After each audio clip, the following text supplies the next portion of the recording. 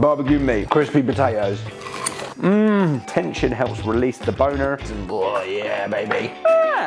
Right, give me hands a quick wash. Had his hot sauce, which has made my my toilet tonight very. Don't know why I'm pretending to skateboard. I can't skateboard. I just have it because I think I'm cool. This one is going out to my editor, Francis. So let's just take a step back and say thank you, Francis, for the amazing job that you're doing and making these videos look absolutely fantastic. I couldn't be here without you. But he did say to me, let's try and do a simple one. So I'm not gonna do a simple one. Only joking. Here we go. Oh, fuck. Continuity error. Right, so this one's gonna be relatively simple and this one's gonna be about how do we use things that we have without being a twat. That was probably that one as well.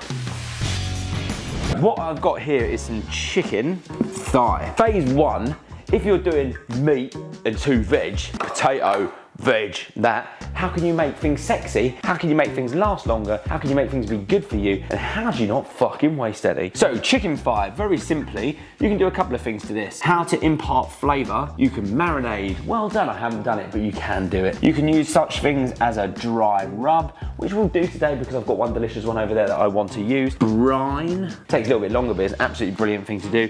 Or you can just eat it, I suppose. With the cabbage. Now, what I've got here is an absolutely bummy vegetable. What has Martin done? Martin's been not here and not cleared out his fridge and he's found this item. Now, what I want you to take from this is that is not going in the bin. Maybe a little bit of it is going to be trimmed off, but the rest of it is going to be used because it's edible. So sauerkraut, why is it very good? It's fermented and it is very good for your gut health. Yeah, probiotics, all of that kind of stuff. Plus, it can sit on the shelf for absolutely fucking ages once you've done it. It's not gonna be quite ready, but we'll use it anyway. And then what I've got some here is some potatoes. I'm gonna show you, how do you spell potato? I'm gonna show you one of my favorite ways. It's called a sandy potato. Why is it like a sandy potato? We'll get there in a little bit, but it's brilliant. Get out of the way. Okay, so first things first, chicken. Let's get the chicken. Oh, I've forgotten the name of the knife. What's it called? In the comments, you let me know. I could Google it, but I can't bother. So all we're gonna do here is we're gonna take the boner out because I don't want the boner in here. So all you wanna do is use these thumb and your finger. It's called a bridge. You got this? Bridge. You splay it apart.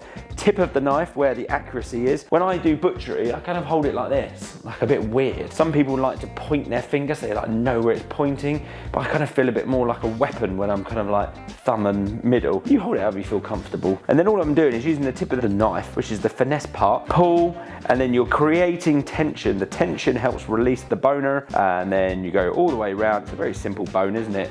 Nugget, nugget, bone. Then what you do, pick it up, go straight underneath. Oh, that hit that bit of potato. Salmonella. So there are people on the internet like, oh God, that's a butchery. Great, fantastic. If you've never done it before, relax, chill. And if you don't know what you're doing, pick it up and have a closer look and go, oh shit, where's the bone? Oh, there it is. I've hit it. My knife won't go through it, but I can go around it.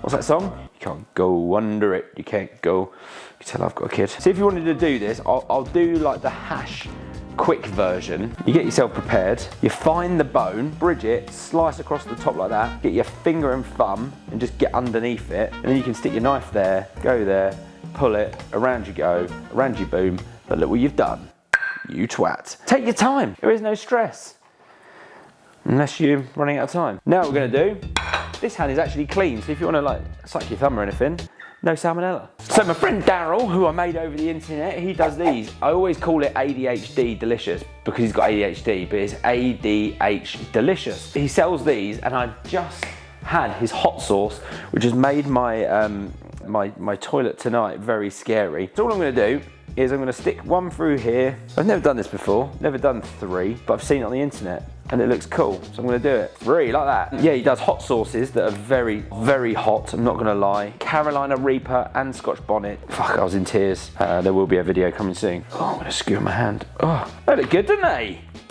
Ah.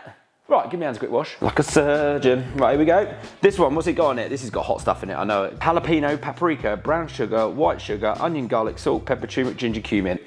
Delicious. We've seen it with the barbecue chefs. They always put absolutely loads of it on. I'm gonna flip it over. And what I'm gonna do is I'm gonna leave this while I prepare all the other bits because that is not gonna take long to cook. I'm gonna be an absolute heinous and just stick this to one side while we crack on with the rest. For these potatoes, did I use that? No.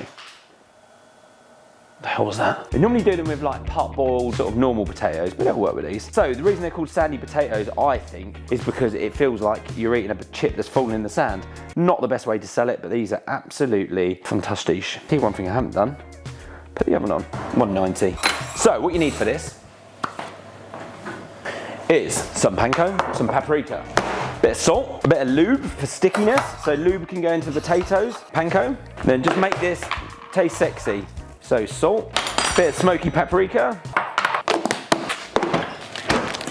and then this is just a bit of parmesan. So the parmesan will kind of act as like a bit like the glue, like make it all go stick and caramelise and oh yeah baby. Give that a little mix. Now this is best done on like one flat surface. So you take a bit of this mix, you chuck it on these spuds, and then you really kind of like be a bit aggressive with it and sort of press it in. And then what will happen is your mix will stick to the spuds. All you do now is just take some more and just sort of like each individual one, just kind of like cover it. If it falls off, perfect, because the cheese will melt and they'll all stick together.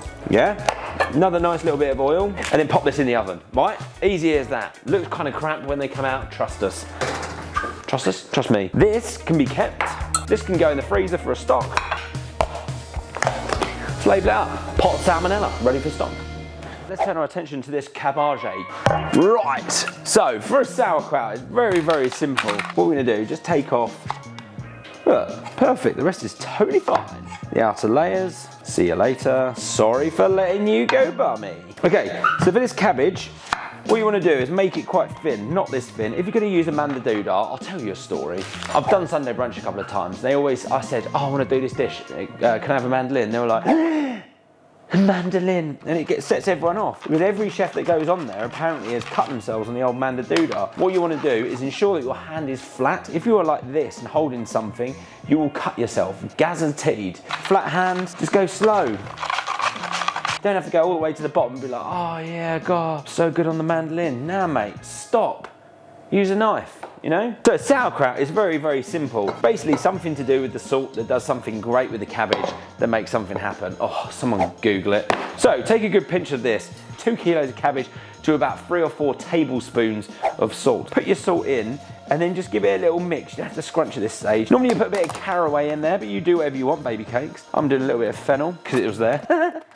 And then I've got a little bit of cumin, just because I quite like cumin. Not too much, it can be quite overpowering in these little things, a little pinch. And then these are some mustard seeds, why not? There we go. And that, ladies and gentlemen, is it, right?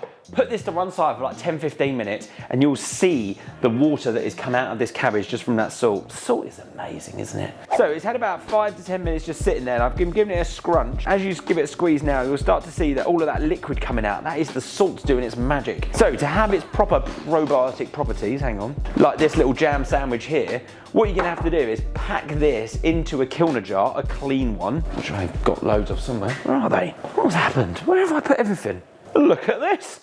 Hashtag not even sponsored, but I got a freshie. Let's do it from start to finish then, shall we? What you really need to do, God, I give you a sachet of salt as well. This is brilliant. Get some boiling hot water. My tap is absolutely riveting hot. And then just give all this a nice little quick wishy-washy. So I'll do that and I'll be back. Once you've sterilised it, have nice clean hands like I have, because I have obviously just washed my hands over there. That is now a wonderful sterilised jar. All you want to do now is take your sauerkraut, stuff it in. They're all going to fit in. It's like I'd obviously planned this. That goes in. This little fermentation weight here, what it does is it pushes things down. So when you are fermenting, do not quote me on this, I am just guessing, but this is my general knowledge. When you want to do a lacto ferment, you want it to be submerged in liquid. So what will happen over time, as you'll see with this, is liquid is produced and it will sit underneath it. But this, the salt will kind of act as the pickle. And then all you do, you screw your lid on, screw you on. And then what that's got is got a little valve there. So as the gases are produced, it will seep out. If you don't have a valve, you can just little untwist and it will be all right. Round 18 to 20 degrees, 6 to 8 weeks, and you will have a wonderful sauerkraut. So here's what I prepared earlier. Let's move on with life. Oh, potatoes, let me show you the potatoes. Ow, wet tea towel. Look at these, sandy potatoes. Honestly, keep them going. Not quite done yet. we'll be back. Let's go cook some chicken. All right, my little furry crickets. We have some chicken that has been on the old Weber Lumen. So I was eating little bits of chicken while I was out there. It needs a little bit of salt. Oh, too much salt. People, honestly, in the old comments section, someone's like, oh my God, it's gonna be so salty. So how do you know? That is really hot. All I did, while you weren't looking, was I put a little bit of Parmigiano Reggiano just on top. Look, if you can see these. Come on, focus, because it's really painful. You get these little gnarly little crisps. Oh, they are so good. So I used to do these in a restaurant, right? And what you could do is you could take them to this stage. Imagine if you were doing a dinner party or like a, what's it called? Barbecue party. And you got guests coming over. Do this bit earlier and then just leave them to chill. Then all you have to do is just reheat them. I'm not gonna lie, they are way better when you do them with like fluffy potatoes because all of that breadcrumb actually sticks. Chicken, medium rare, absolutely perfect. You go on there, get a bit of this. This as a meal is absolutely Fleischkäse. And obviously the absolute GOATS of mayonnaise, Kewpie. Why is Kewpie so delicious? Let's all say on the count of 3. 1, 2, MSG! Because it's got MSG in it, egg yolks, and that is what makes this little sausage absolutely filthy delicious. Oh, cooking chicken on the old barbecue. Mate, piss off. This is my dinner. Barbecue meat, crispy potatoes. And your little sauerkraut. The combination of hot and cold is just phenomenal. Good for your gut, good for your happiness. There you go. That is an absolute win-win-win. Super simple, bloody delicious. Probably have some salad with it. And remember, if you're liking the videos, don't forget to like, subscribe, follow, all that jazz, because it does help me out. I'm having a wonderful time. Hope you are too. Love you. That's great, eh? Fat piggy.